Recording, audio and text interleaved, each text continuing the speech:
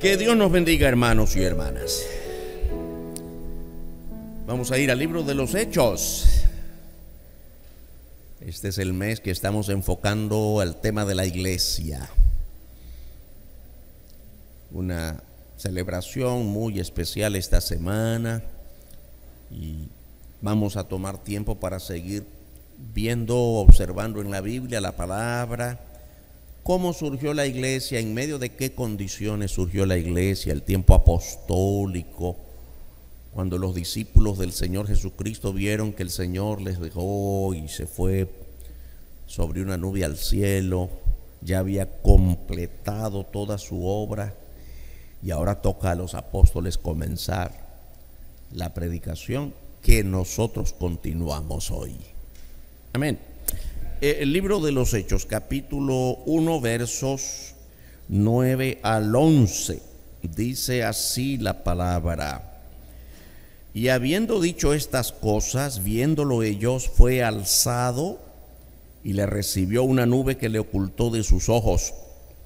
Y estando ellos con los ojos puestos en el cielo, entre tanto que él se iba, he aquí se pusieron junto a ellos dos varones con vestiduras blancas, los cuales también les dijeron: varones Galileos, ¿por qué estáis mirando al cielo? Este mismo Jesús, que ha sido tomado de vosotros al cielo, así vendrá, como le habéis visto ir al cielo. Amén. Vamos a orar. Padre, alabado tu nombre, muchas gracias por esta ocasión tan especial, porque cada vez que se reúne tu pueblo, el cuerpo de Cristo, la iglesia, es una ocasión especial para estar agradecidos, que alabamos tu nombre, que nos alegramos en la comunión unos con otros, que crecemos en la comunión contigo, y en este momento queremos crecer en el conocimiento cada vez más de tu palabra, adiestrándonos bajo la guía, el poder de tu Espíritu Santo, para ser la iglesia que tú demandas que seamos en este tiempo nuestro. Toma control o sigue tomando control de todo, porque nada puede estar fuera de tu conocimiento. Gracias, Dios. Trae frutos espirituales, levanta cosecha espiritual en nuestras vidas. Oramos todo esto en el nombre del Señor Jesucristo. Amén. Nuestro tema esta mañana: el inicio de la predicación apostólica. Recordamos que ahora vamos a usar la palabra apóstol. ¿Desde cuándo se usa la palabra apóstol? No se usaba la palabra apóstol cuando el Señor Jesucristo estaba acá y se hizo rodear de mucha gente, y de la mucha gente que estaba con él escogió a 12. Y al final con ellos terminaron 11. Y después de eso volvieron a crecer en grandes multitudes.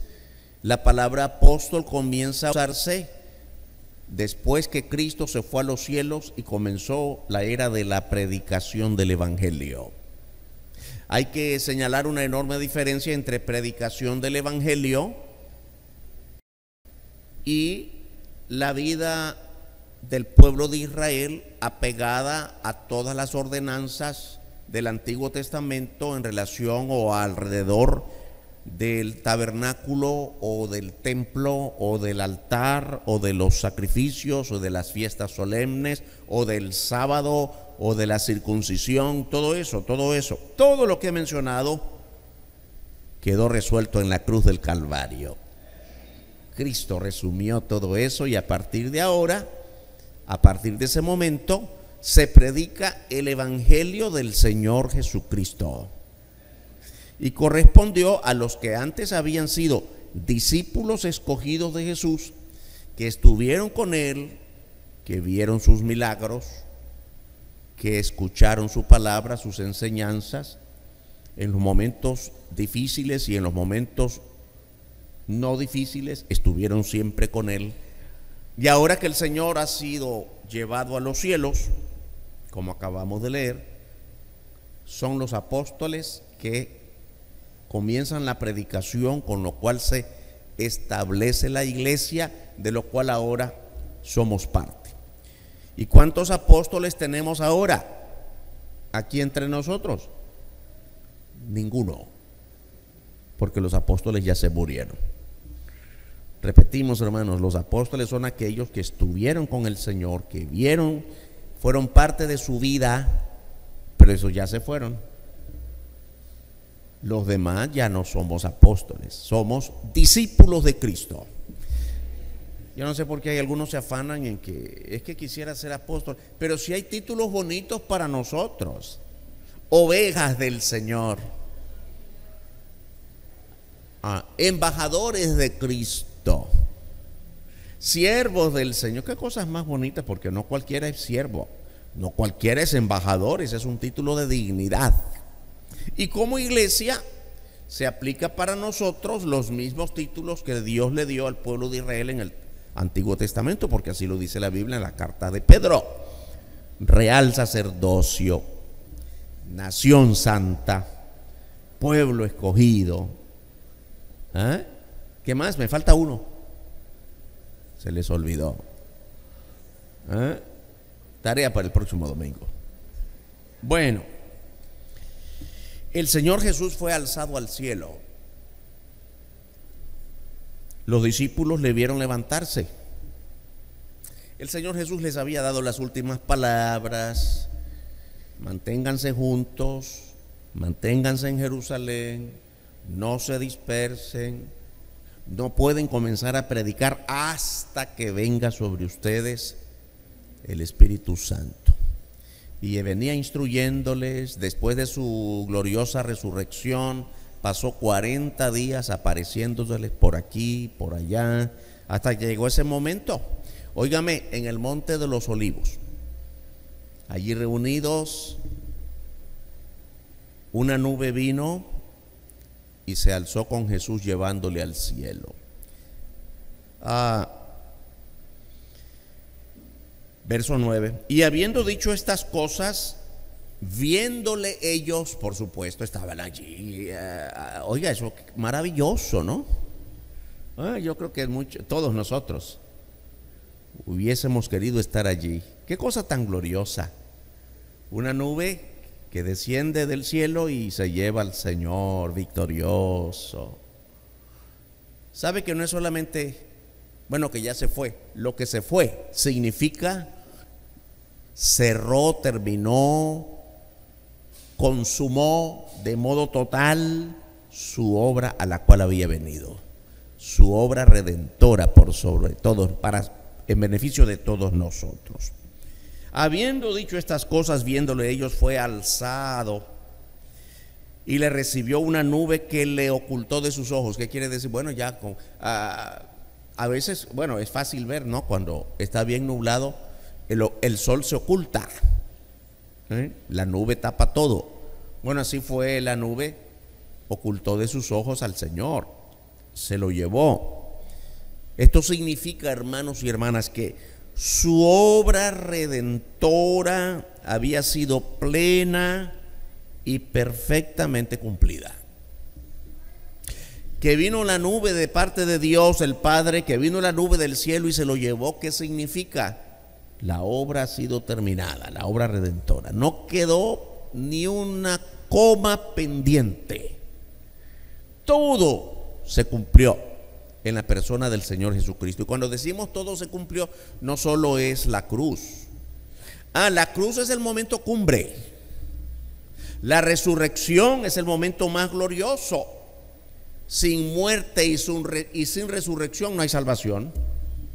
Sin muerte y sin resurrección no hay redención, porque su muerte y su resurrección es que solo la sangre de Cristo nos limpia de todo pecado. Su muerte implicó derramamiento de toda su sangre, y su gloriosa resurrección es la victoria sobre la muerte, que es nuestra victoria en Cristo.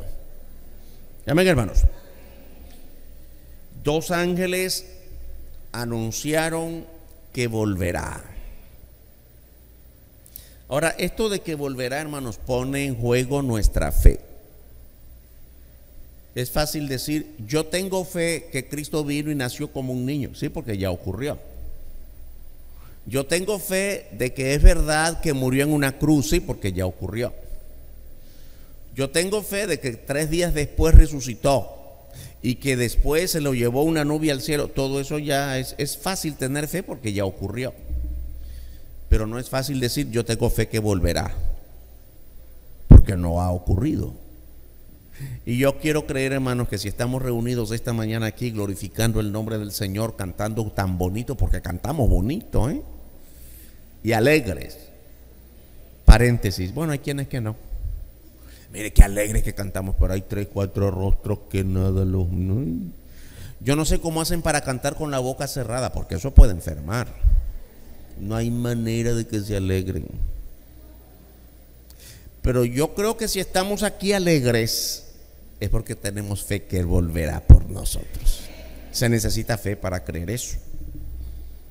Versos 10 y 11. Estando ellos con los ojos puestos en el cielo, entre tanto que Él se iba, aquí se pusieron junto a ellos, óigame, junto a ellos, no junto al Señor. El Señor ya se iba. El Señor, mientras iba subiendo, los ángeles vinieron y se estuvieron entre ellos, con ellos, dialogaron con ellos, los discípulos. 2 varones con vestiduras blancas, ahora entendemos que son ángeles, ¿no? Otro parenticito. Es que siempre pensamos que los ángeles son personajes con alas. No, hay algunas veces que la Biblia nos enseña que los ángeles, cuando el Señor dice que en el Antiguo Testamento mandó al pueblo de Israel que hiciera un arca, y cubriera esa arca con 2 figuras de angelitos con alas. Una idea de cuidar. Los angelitos eran figuras que con alas cubrían, protegían el arca. Y eso nos da la idea de que todo angelito es con alas. Y en el Apocalipsis aparecen algunas figuras parecidas, pero óigame, hay muchas veces en la Biblia, Antiguo Testamento y Nuevo Testamento, que los ángeles no aparecieron con alas. Hombres con vestiduras blancas tomaron figuras de hombres. Entonces aquí dice varones con vestiduras blancas, no hay alas aquí de por medio, los cuales también les dijeron, varones galileos, a los discípulos, ¿por qué estáis mirando al cielo? Mira, a mí siempre me ha llamado la atención esta pregunta. Yo diría, ¿qué pregunta? ¿Cómo no vamos a estar viendo al cielo semejante espectáculo? Es como, ¿y qué estás viendo a esa persona? De verdad no hay nada que verle. Pero lo que están viendo es extraordinario. Nadie más ha vuelto a ver una cosa así. Y nadie más volverá a verlo. ¿Nadie más? Pastor, dice aquí que así como lo vieron ir, así volverá. Bueno, volverá. Si el Señor viniera esta mañana, lo vemos venir, no lo vemos ir. Ya que se va, nadie más volverá a verlo. Qué cosa tan gloriosa. Así que, hermanos, qué pregunta, ¿no? ¿Por qué estáis mirando al cielo? Ahora, lo que sigue es contundente. Este mismo Jesús que ha sido tomado de vosotros al cielo, estaba entre ustedes, ahora ya se va hacia el cielo. Así vendrá, como le habéis visto ir al cielo. Qué cosa tan maravillosa.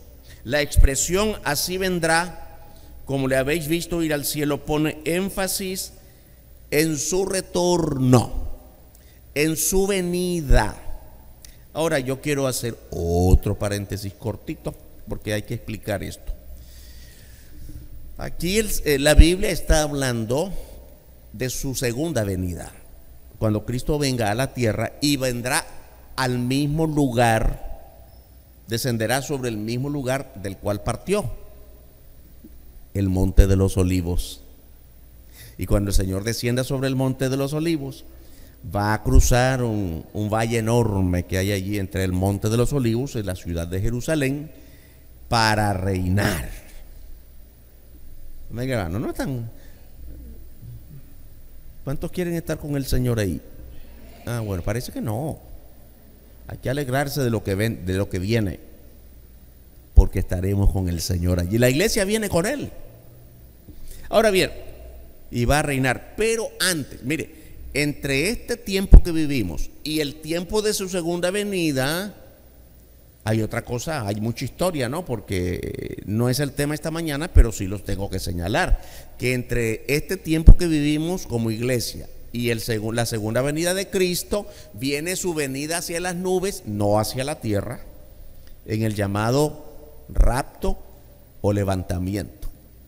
Viene a llevarnos. ¿Cómo es que nosotros vamos a venir con Él si aquí estamos? Porque Él vendrá a llevarnos. Solo hay dos maneras de encontrarse con Cristo. O Él viene a llevarnos ahora, mientras estamos con vida, o nos morimos y estamos con Él. Pero de que vendremos con Él, vendremos con Él. Bien, seguimos. Según lo que nos dice este pasaje bíblico, la venida de Cristo, esta venida visible, es personal. ¿Qué quiere decir? Este mismo no será un representante, no será un delegado, no será un embajador. Él mismo, el Señor de la cruz, el Señor que hizo los milagros, que dio vista a los ciegos, que quitó demonios de mucha gente y tantas cosas tan importantes que hizo, ese mismo, el que le dijo a los discípulos: miren, aquí está la herida en el costado, miren mis manos, yo mismo que estuve en la cruz, ese mismo vendrá. Será visible. No es una venida espiritual.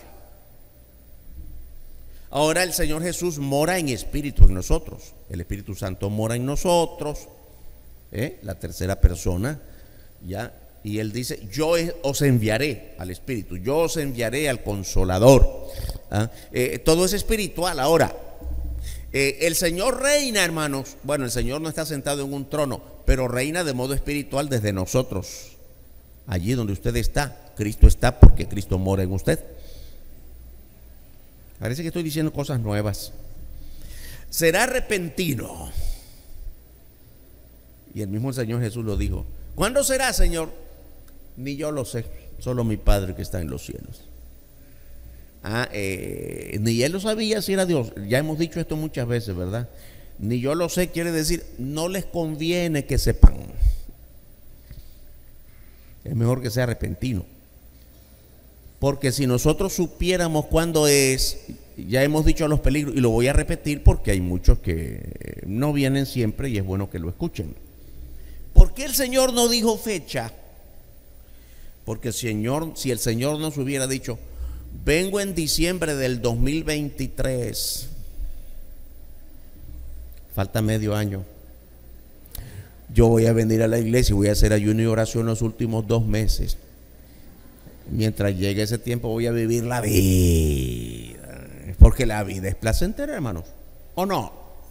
Si no fuera placentera no hubiera pecado y no tuviéramos necesidad de orar pidiendo el poder del Espíritu Santo, porque no, el mundo no me hace daño. Los placeres son atractivos. Entonces yo voy a dedicar a los placeres. Y cuando ya esté cerquita la fecha que el Señor anunció, aquí vamos a hacer ayuno y oración, le voy a asegurar que toditos nos vamos a volver puritos, puros, sin pecado y sin mancha, porque el Señor ya viene. ¿Se da cuenta por qué no es bueno saber cuándo va a venir? Porque así nos mantenemos en constante oración, como si viniera hoy, y en trabajo constante, como si viene después que nos vayamos. Así tenemos que desarrollar nuestra vida, tan apegados al Señor en santidad y pureza como que viene esta noche, y tan llenos de trabajo en el Señor como que viene dentro de 100 años. El tiempo no debe preocuparnos, el tiempo solo es dominio de Dios. Y entonces será personal, será visible, será repentino, será milagroso. ¿Por qué milagroso? Porque mire, eso de que vino una nube y se lo llevó. Yo quisiera irme al otro país, al otro lado de las fronteras, y me quisiera ir en una nube. ¿Verdad que no se puede? No. Si eso fuera así, fuera milagroso. Pues así como se fue en una nube, volverá también. Eso es un milagro.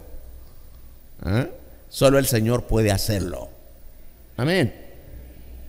El Señor Jesús, después que fue levantado, fue recibido en el cielo y se sentó en el lugar más alto y digno del universo, la diestra del Padre, a la par del Padre. Ese es un lugar de victoria. No cualquiera se sienta en un trono. El que se sienta en un trono es porque alguna dignidad tiene, alguna victoria alcanzó de alguna manera. Marcos capítulo 16, verso 19, dice la escritura: y el Señor, después que les habló, fue recibido arriba en el cielo y se sentó a la diestra de Dios. Un lugar digno. No hay lugar más digno que eso. Nadie está por encima. Eso es lo supremo, lo máximo, lo extremo. Solo Dios en su plenitud, Dios Padre, Dios Hijo, Dios Espíritu Santo. Siempre hay que decir esto con cuidado, ¿verdad? Tres dioses, no. Un solo Dios en tres personas. Nuestra mente no está todavía capacitada para entender esa naturaleza de Dios, pero es la verdad bíblica. No hay nada y nadie por encima de Dios. Óigame, se escuchó bien y cualquiera dice amén. Sí, pero hay hombrecitos que se creen más que Dios. Hay reyes de la antigüedad, los faraones, los césares, que se llamaban dioses. Bueno, después que el Señor se fue al cielo, los discípulos esperaron la llegada del Espíritu Santo y comenzaron a predicar el Evangelio. El domingo pasado hicimos énfasis en esto. El Señor Jesús les había dicho: no pueden comenzar a predicar hasta que venga sobre ustedes el Espíritu Santo. Manténganse juntos, fervorosos en oración allí en Jerusalén, hasta que venga sobre ustedes el Espíritu Santo. Y así lo había dicho en Marcos 16, 20, como hemos leído. En Marcos 16, 19. Entonces el Señor Jesús se fue al cielo. Los discípulos esperaron la llegada del Espíritu Santo, dice el verso 20 de Marcos 16. Y ellos, saliendo, predicaron en todas partes, ayudándoles el Señor y confirmando la palabra con las señales que la seguían, que seguían a la predicación. Hermanos y hermanas, ya estaban llenos del Espíritu Santo cuando comenzaron a predicar. Comenzaron a predicar y el Señor hacía señales o milagros a través de ellos. Ahora bien, vamos a hacer un poquito más de detalles acerca del inicio de la vida de los discípulos sin la presencia humana de Cristo. No olviden que ellos habían pasado por lo menos 3 años. Algunos más, otros menos. Algunos fueron llamados para formar el grupo de los 12 cuando el Señor ya había iniciado. Otros fueron llamados desde el comienzo, pero aproximadamente entre 2 años y medio, 3 años estuvieron juntos. Estaban acostumbrados a verlo todos los días, que se alejaba, que oraba, que enfrentaba a los fariseos y otros adversarios a su palabra, que hacía milagros. Estaban acostumbrados a estar con él. Y cuando en algún momento no estaban con él, se preocupaban. Recuerdan que un día se quedó allá a la orilla de la playa y los envió en una barquita, y allá en la barquita comenzó una tormenta, se hundían y estaban desesperados porque el Señor no estaba con ellos. Y otro día, en otra tormenta, el Señor estaba allí con ellos. Esa es otra tormenta, no es la misma. En otra ocasión estaban allí y otra tormenta, y el Señor estaba con ellos, pero estaba dormido y tuvieron que despertarlo. Y el Señor en ambas ocasiones detuvo la tormenta con el solo poder de su palabra. Ahora bien, ahora ocurre que el Señor les da la gran tarea, lo que llamamos normalmente la gran comisión, de predicar el Evangelio, pero Él ya no está con ellos. Ahora están solos. Por eso mismo, como ya no están con Él, es que el Señor les había dicho: ustedes no pueden comenzar sin el auxilio del Espíritu Santo. Voy a darles al Consolador, voy a enviarles al Consolador.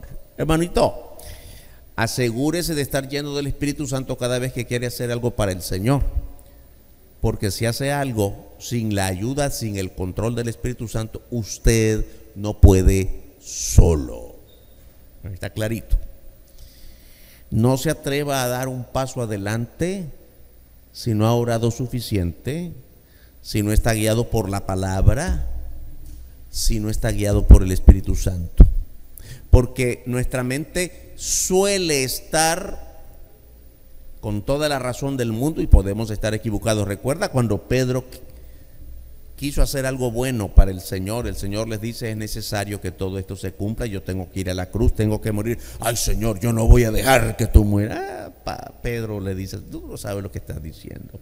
Hasta le dijo: apártate de mí, Satanás. Óigame, yo siempre digo que cuando veo con mucho cuidado esa escritura, que Pedro tenía buena intención. Yo no quiero que te mueras, yo no quiero que te lleven a una cruz, yo no quiero que tú sufras. Qué buena intención, ¿ah? Pero esta buena intención tuya estorba los planes del reino.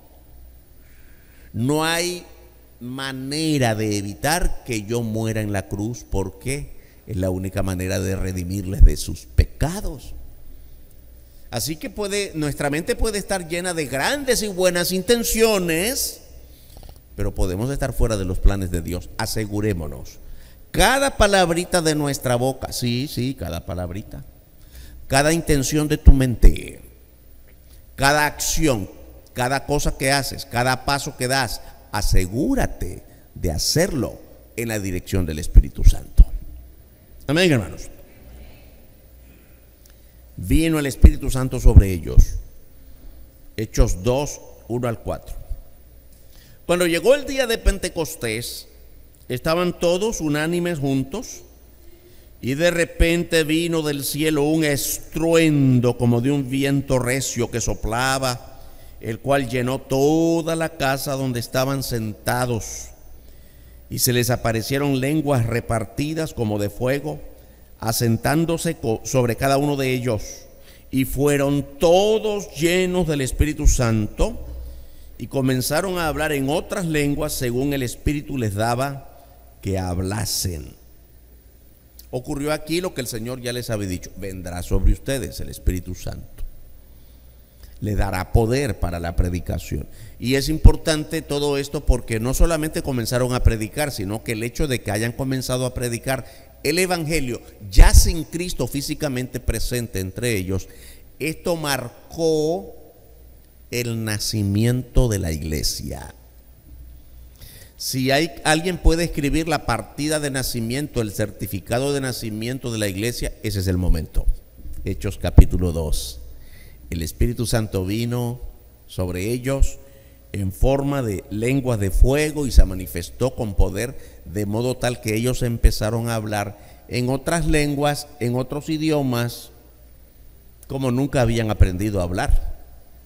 Las condiciones, hermanos y hermanas, estaban dadas para que el Espíritu Santo llegara sobre ellos. ¿Cuáles eran estas condiciones? ¿Cuáles son estos indicadores que nos permiten ver que la obra de la predicación había comenzado? Primero, estaban todos unánimes. La palabra unánimes o unanimidad es interesante porque no es solo estar juntos. Recuerden que siempre decimos esto, ¿verdad? Aún en la iglesia usted puede estar junto a una persona pero no la conoce. ¿Con cuántas personas vamos en un bus? El bus va lleno, ¿no? Pero nos vamos cuidando el uno del otro. ¿Cuántas personas hay en un mercado? Usted está comprando y paga con cuidado, escondido, porque aquel me está viendo, no sé qué quiere, ¿no? A todos nos roban los celulares porque no nos cuida, es que tenemos que cuidarnos el uno. Estamos juntos, pero no estamos unánimes. Nos estamos cuidando el uno del otro. ¿Se da cuenta que no es lo mismo? Unanimidad, un solo ánimo, es también un solo propósito. Es también una sola condición espiritual. Unánimes, un solo espíritu. Ay, qué gozo todo eso, hermanos. Cuando todos de verdad podemos sentir, vivir, experimentar un solo espíritu, un solo ánimo. Vino del cielo ese estruendo, un viento que soplaba con estruendo, una cosa contundente, nada normal, no es una tormenta de todos los días, un estruendo. Vino del cielo, no surgió del mar, no vino de la multitud, vino del cielo. Un estruendo como de un viento recio, no un vientecito, no una lluvia, viento recio. Llenó toda la casa. ¿Sabe que cuando dice llenó toda la casa es que era un lugar público muy grande? Porque los discípulos empezaron a hablar en otras lenguas. ¿A quiénes? Pues a la multitud. Así que llenó toda la casa, es que mucha gente vio tal espectáculo tremendo. Y cayó el Espíritu Santo, el Espíritu Santo se manifestó, como en esta forma, dice aquí, de lenguas repartidas como de fuego. Qué cosa tan maravillosa, hermanos. Y sobre cada uno de ellos. ¿Por qué? Porque ellos, estamos hablando de los discípulos de Jesús, estaban ya preparados para la obra. El Señor los venía preparando con todo el tiempo que estuvieron juntos. Fueron llenos del Espíritu Santo y empezaron a hablar en otras lenguas según el Espíritu les daba que hablasen. Ahora yo creo que todo está bien claro cuando nosotros vamos a Hechos 2, que es este pasaje que estamos considerando en este momento, que bueno, aquí no estamos para criticar al otro y decir, ay, mire, y menos la burla, pero hay que decirlo porque es la Biblia. No son lenguas aquellas que otros grupos dicen, no. Movimientos de la lengua que quién sabe qué están diciendo. Óigame, ¿y usted qué está diciendo? No lo sé. Ah, si no lo sabe, está fuera del control. El Espíritu Santo no le va a hacer hablar a usted cosas que no sabe. Más bien es todo lo contrario. El Espíritu Santo nos trae entendimiento, discernimiento. Entonces no son esas lenguas. Ahora, y yo no me puedo explicar cómo es que si esos grupos creen en esas lenguas y dicen que es el Espíritu Santo, viene del Espíritu Santo, entonces ¿por qué dicen, vénganse hoy a las 3, a las 6, a cualquier hora, porque les vamos a enseñar a hablar en lenguas?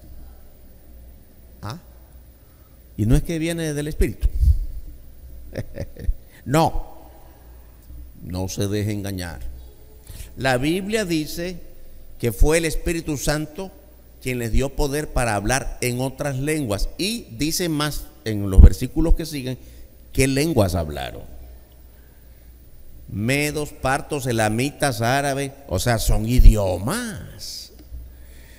Los discípulos, sin haber ido a estudiar a alguna escuela otro idioma, empezaron por sí mismos, llenos del Espíritu Santo, a hablar en idiomas de la tierra. Muy importante. De manera tal que los que les escuchaban hablar en sus propias lenguas. ¿Y qué hablaban?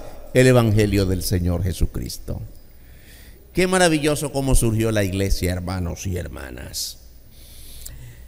Ahora, es importante, ¿no? Estamos en la semana de celebración de la iglesia y es importante entender bien claro cuáles son las diferencias o cuál es la diferencia entre bautismo del Espíritu y llenura del Espíritu, porque a veces decimos una cosa por decir la otra. No podemos confundirnos, son cosas distintas, son momentos distintos.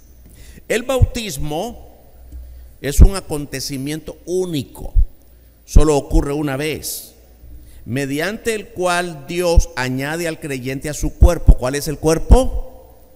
La iglesia. Y así todo cristiano es habitado por el Espíritu Santo. Vamos a usar una palabra que no nos gusta usar porque se malentiende, pero que es propio. Somos poseídos por el Espíritu Santo. Es que la palabra posesión casi siempre se usa para los demonios, ¿no? Hay que hacer una diferencia, hermanos, que una cosa es ser influido por el mal y otra cosa es ser poseído. Cuando aparece en la Biblia el Señor Jesús libró de demonios a muchas personas, estas personas salían de sí. ¿Qué quiere decir? Perdían el control de sí mismos porque estaban poseídos por un demonio, un espíritu maligno, un espíritu ajeno. De manera que cuando una persona estaba endemoniada, está en los 4 libros del Evangelio, Mateo, Marcos, Lucas y Juan, una persona endemoniada venía el Señor y de muchas maneras él tocaba a la persona o hacía diferentes cosas a veces solo la palabra, o el mismo demonio, por temor al Señor Jesucristo, abandonaban ese cuerpo. Y cuando la gente le preguntaba al endemoniado, al que había estado endemoniado, ¿qué te pasaba? Yo no sé. ¿Cómo no sabes? Es que no era él.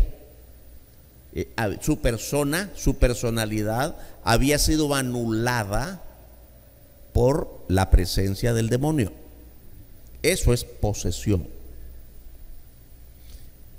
Ahora, de repente algún cristiano se llenó de ira por alguna discusión y en la discusión le rompió el rostro al otro. Ay, hermanito, ¿qué le pasó? Ay, yo no sé, se me metió un demonio. No, usted no es salvo. A ver, ¿qué pasa cuando el creyente viene a Cristo? El Espíritu Santo pasa a morar en nosotros, ¿sí o no? Dígame con fuerza. Ay, parece que no está el Espíritu Santo en nosotros. El Espíritu Santo pasa a morar en nosotros. Ahora, ¿un demonio puede entrar donde está el Espíritu Santo? Imposible. ¿De qué nos ha librado el Señor, hermanos? Amén. Ya no puede haber posesión demoníaca. ¿Por qué? Porque hay posesión del Espíritu Santo en nosotros. Ya no vivo yo, vive Cristo en mí. Ay, qué bonito aprender todo esto. Entonces, el bautismo del Espíritu Santo es cuando el Espíritu Santo pasa a morar en tu vida, tu mente, tu cuerpo y domina tus decisiones, aunque hay una batalla en la carne. El Espíritu Santo quiere que yo haga esto porque la palabra lo enseña. No os mintáis los unos a los otros, pero me da ganas de mentirle porque me hizo daño. Entonces, la carne batallando con la naturaleza espiritual. ¿Comprende? Esa es una batalla de todos los días. Pero el Espíritu Santo pasa a morar en nosotros y su morada en nosotros es lo que significa nuestra identificación con Cristo. Eso es el bautismo del Espíritu Santo, cuando una vez que somos salvos, somos añadidos al cuerpo de Cristo, la iglesia. Y así todo cristiano es habitado por el Espíritu Santo. Primera carta de Pablo a los Corintios, capítulo 12, versos 13 y 14. Porque por un solo espíritu fuimos todos, ¿unos cuantos? ¿Algunos? Todos. ¿Todos quiénes? ¿Todo el mundo? Todos los creyentes, todos los salvos, todos los que hemos puesto nuestra fe en Cristo, todos bautizados en un cuerpo, sean judíos o griegos, sean esclavos o libres, y a todos se nos dio a beber de un mismo espíritu. Además, el cuerpo no es un solo miembro, sino, ¿cuántos somos aquí? Muchos. Y los que están por allá alabando al Señor ahora mismo, en el mundo, alabamos al Señor toda la iglesia, un solo cuerpo. ¿Cómo llegamos a ser parte de ese cuerpo? Cuando hemos recibido a Cristo y por fe somos salvos y el Espíritu Santo pasa a morar en nosotros. Ese es el bautismo del Espíritu Santo. Hay que decir que esto no es el bautismo en agua, eso es otra cosa. Eso es el bautismo o la identidad o identificación de cada creyente, ubicándose como parte del cuerpo de Cristo por nuestra fe en Él. Ahora bien, la llenura, eso es el bautismo. ¿Qué será la llenura? La llenura del Espíritu Santo es un acontecimiento continuo de una vida controlada por el Espíritu, de modo que cada creyente viva todo el tiempo bajo la influencia del Espíritu al permitir que la palabra de Dios le controle. Bien, ¿cómo es esto? Ya somos bautizados por el Espíritu Santo mora en nosotros, pero ahora es responsabilidad nuestra cómo dejamos que el Espíritu Santo controle nuestro modo de vida. Porque ya dijimos hace unos instantes que el Espíritu Santo mora en nosotros no anula nuestra naturaleza humana. Usted sigue tomando las decisiones que quiera. Pastor, ¿qué dice usted? ¿Hago esto o no? Fíjese que me invitaron a una fiesta allí. Mi hermano está de cumpleaños. Va a haber ahí una fiestecita. Es bueno que vaya. Pues si es su hermano, vaya a felicitarlo. Pero es que va a haber bailadera. Ya usted sí baila. Y mire, yo le digo que no. Y va a haber guarito. Mire, yo creo que usted es un hermano responsable. Yo le puedo hasta decir de manera atrevida, no tome licor, pero allá usted sí toma. Gracias, pastor, por el consejo, pero yo decido si tomo o no. Eso es verdad, usted decide. Lo mismo el Espíritu Santo te dice, no te cases en yugo desigual con una incrédula o con un... No lo hagas.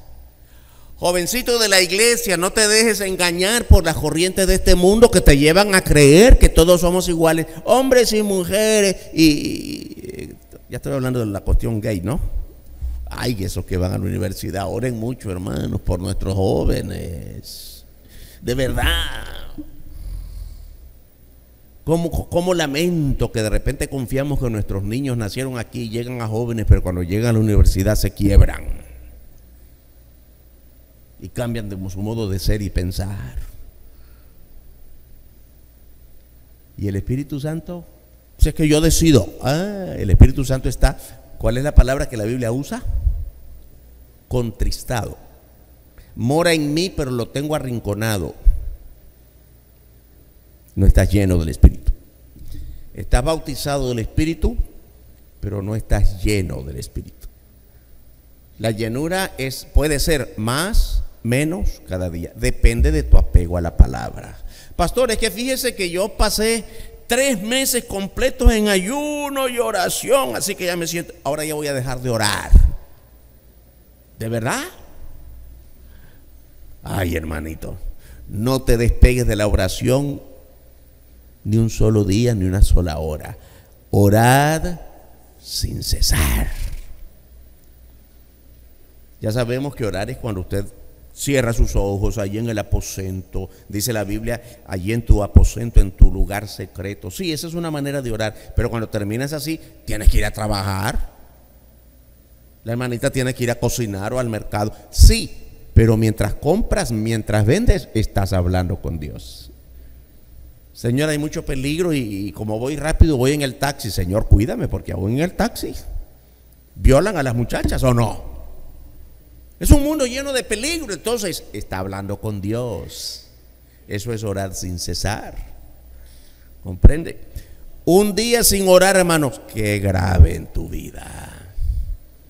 Eso es llenura del Espíritu. La llenura es un acontecimiento continuo. No es una sola vez. Dice Efesios capítulo 5 versos 18 y 19. No os embriaguéis con vino, en lo cual hay disolución.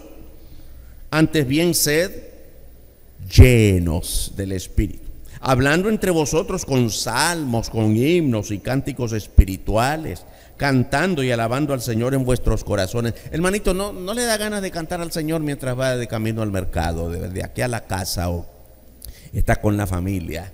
Solo Dios hace al hombre feliz. No le da ganas de cantar. No, solo en la iglesia canto. Qué vida más débil. Que el vecino te oiga cantar alabanzas al Señor en vez de cantar las canciones del mundo.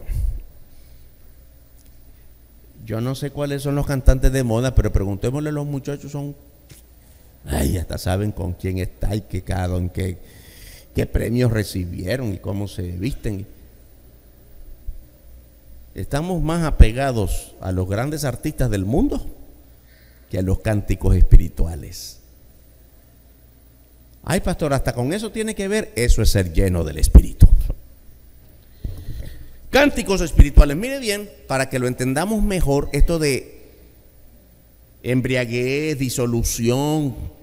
La Nueva Versión Internacional es la Biblia, pero distintos modos de escribirla para que entendamos más claro. Dice la Nueva Versión Internacional: no se emborrachen con vino. Es el mismo pasaje bíblico, escrito de otro modo. No se emborrachen con vino, que lleva al desenfreno. Ay, qué bueno que ya entendimos bien qué es la palabra disolución. Desenfreno, fuera de control. Al contrario, sean llenos del Espíritu. Anímense unos a otros en salmos o con salmos, himnos y canciones espirituales. Canten y alaben al Señor con el corazón. Amén, hermanos. Están atentos. Se puede cantar con la mera boca nada más. Hay que cantar con el corazón, a través de la boca. Y otra versión para entenderlo también más claro, la Nueva Versión Viviente, es la misma Biblia, pero escrita de un modo más sencillo. No se emborrachen con vino, porque eso les arruinará la vida. ¿Está más claro, hermanos?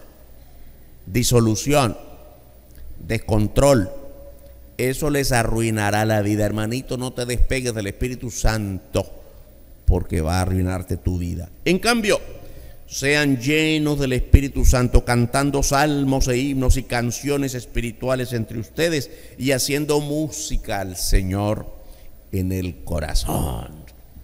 Qué bonito todo esto, hermanos. Esto es vivir en el Espíritu. Todo creyente es bautizado, no el del agua, ya dijimos, eso es otro, muy importante para cada creyente. Pero el bautismo del Espíritu Santo es la identidad con Cristo, la identificación con Cristo y tu posición en el cuerpo de Cristo, que es la iglesia. Bautismo del Espíritu Santo es ser reconocido, cubierto en el mismo sufrimiento de Cristo. Lucas 12, verso 50. De un bautismo tengo que ser bautizado, dijo el Señor Jesucristo. Y cómo me angustia hasta que se cumpla. Está hablando de su muerte. Porque en esa muerte es que nosotros nos identificamos con Él. Él murió por nosotros. Él murió en nuestro lugar. En su muerte y su resurrección somos reconocidos como hijos delante de Dios. Somos reconocidos como miembros de la iglesia en el cuerpo de Cristo, que es la iglesia. Jesús les había prometido que serían bautizados con el Espíritu Santo. Hechos capítulo 1, verso 5. Porque Juan, aquí es Juan el Bautista, Mire, cada vez que usted mire el nombre Juan, trate de identificar de quién habla, porque mucha gente confunde muy fácilmente Juan el apóstol o Juan el discípulo con Juan el Bautista. Aquí está hablando de Juan el Bautista, porque Juan ciertamente bautizó con agua, mas vosotros seréis bautizados con el Espíritu Santo dentro de no muchos días. Esto es cuando el Señor Jesús estaba todavía con ellos y se cumplió, como ya vimos, cuando vino sobre ellos el Espíritu Santo. Ellos, los discípulos, tuvieron que esperar hasta el día de Pentecostés para ser bautizados y a la vez llenos del Espíritu Santo.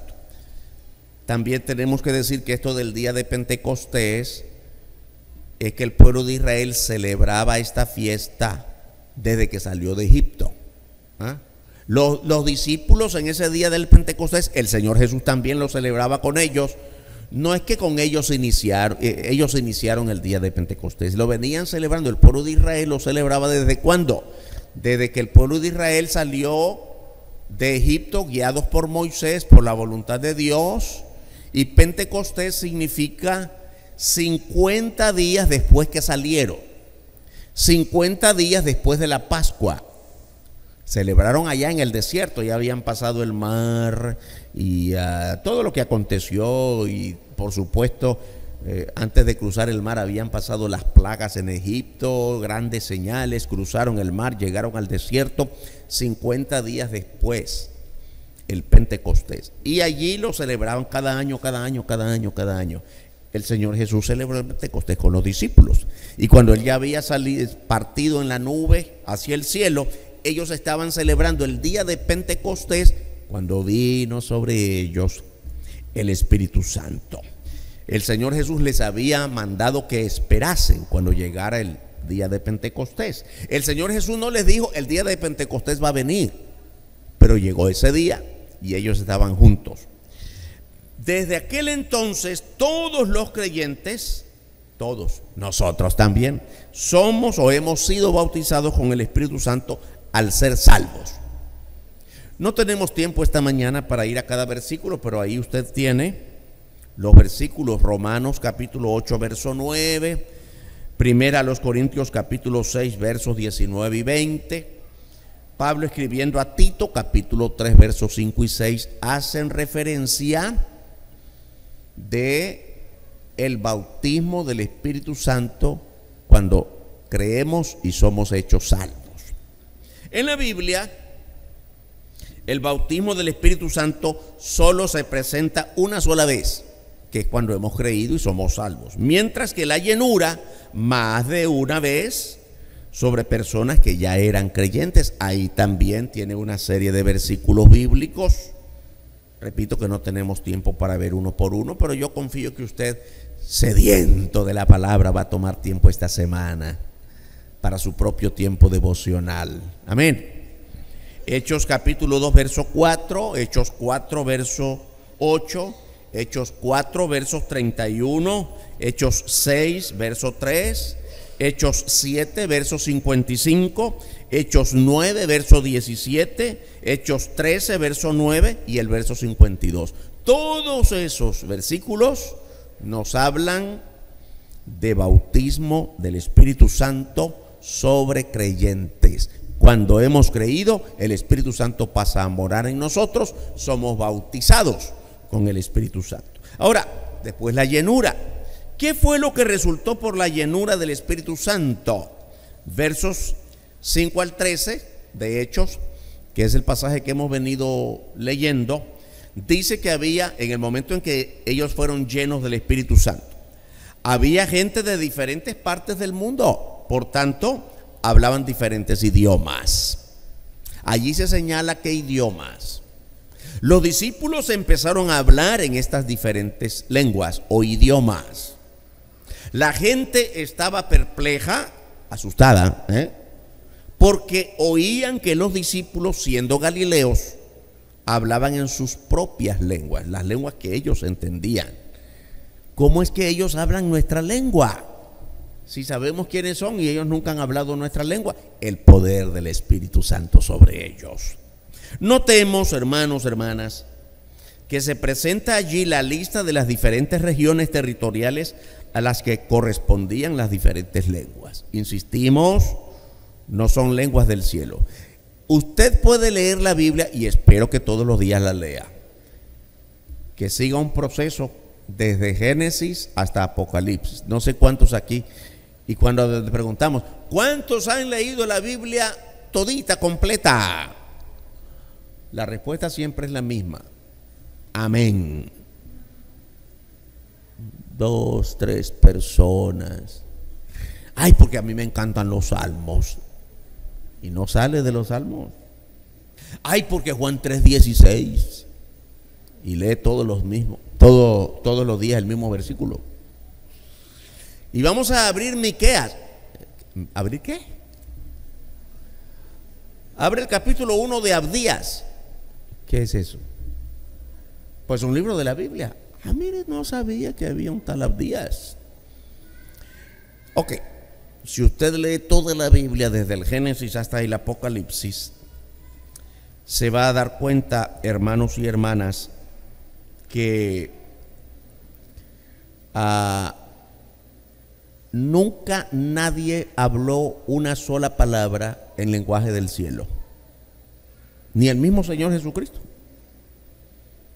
Hay algunos atrevidos que dicen, cuando el Señor Jesucristo dice Abba Padre, está hablándole. No, si eso es arameo. No hay una sola palabra del cielo escrita en la Biblia. No hay razón para que creamos que alguien va a decir está hablando en lenguas. No me estoy burlando. Usted sabe que eso es verdad. Eso abunda en muchos grupos. No, eso no es lengua del cielo. El lenguaje que ellos hablaron son idiomas de la tierra.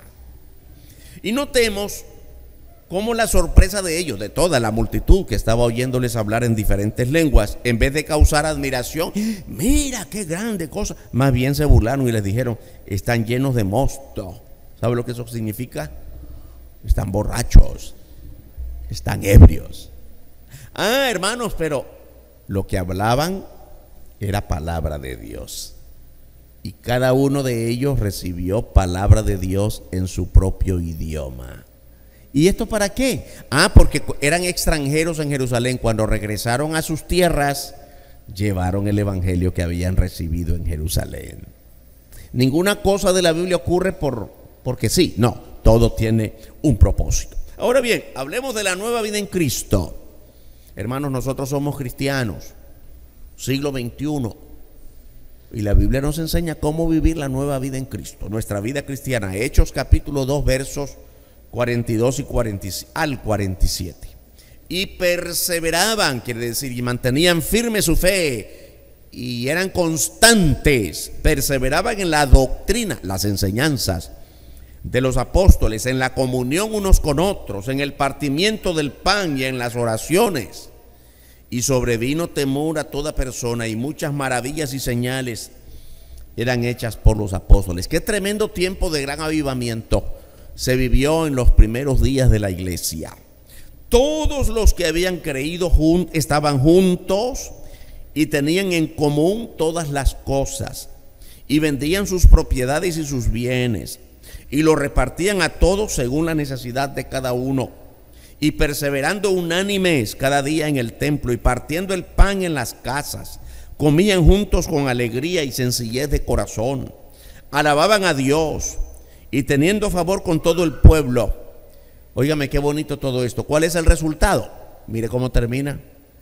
Y el Señor añadía cada día a la iglesia a los que habían de ser salvos. ¿Sabe en qué termina todo esto? ¿Cuál es el mayor interés de Dios? Que todos repartamos nuestros bienes hasta que todos nos volvamos ricos. ¿Eso es? No, hermanos. ¿Cuál es la última palabra de este pasaje? Salvos. El resultado final del evangelio solo puede ser salvación. Ese es nuestro gran trabajo, hermanos. Llevar la salvación en Cristo a toda persona a nuestro alrededor. Nosotros no salvamos a nadie. Llevamos el mensaje de salvación de que solo Cristo salva. Dice que perseveraban en la doctrina de los apóstoles, esto es, en la palabra que escuchaban, porque aún no había sido nada escrito del Nuevo Testamento. Ay, hermanos, qué dicha la de nosotros, la iglesia después del tiempo de los apóstoles. Ya nosotros no tenemos que esperar ninguna nueva revelación, porque la palabra que vamos a predicar ya la tenemos completita aquí. Qué dicha, porque cuando los apóstoles comenzaron a predicar, ninguno de ellos puede decir, abra el libro de Efesios, abra Apocalipsis. Ninguno de esos libros había sido escrito. Así que por eso, ¿en qué creía la gente? En el mensaje directo de la voz de los apóstoles. Verso 43 dice la palabra temor aquí, dice que la palabra temor, se llenaban de temor. Esa palabra temor aquí es un sentir de admiración o de reverencia. No es temor de miedo. Nosotros usamos la palabra, ¿le tenés temor a él? Bueno, si le tiene miedo. No, la palabra temor es reverencia, admiración. Tenían admiración por la palabra. Esta palabra en el griego es phobos y significa alarma, susto, respeto por la palabra que escuchaban. También dice que se hacían muchos milagros y señales. No tenemos un recuento en la Biblia de cuántos milagros o señales se realizaron en ese tiempo, pero la Escritura dice muchas maravillas y señales. Milagros, hermanos. La transformación de vida de los creyentes era evidente, era visible a los ojos de los que estaban allí, que les rodeaban. Era evidente el cambio de su nueva conducta. Juntos, en común todas las cosas, vendían sus propiedades para repartirlo entre todos. Hermanos, qué bonito ver cómo en la iglesia de aquel tiempo había mucho fervor en la adoración a Dios y en el testimonio público. Vivían el evangelio, vivían para el evangelio, vivían para la gracia, para la gloria de Dios, vivían para el servicio a Dios. Hermanos, ¿ustedes creen que podemos vivir de la misma manera hoy? ¿Por qué no? Hay pastores que nos enfrentamos a un mundo difícil, y usted cree que el mundo de ahorita es diferente en cuanto a pecado del mundo de los apóstoles. Más bien tenemos una ventaja.